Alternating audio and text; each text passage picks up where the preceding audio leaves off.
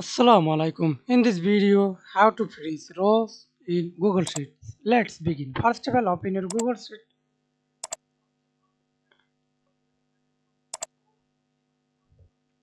Then open your spreadsheet and freeze. Select your rows. Example, select header rows.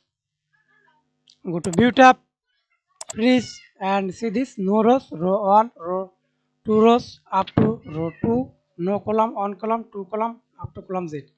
Example, select row 2, select 2 rows, then 2 rows, and now we can see this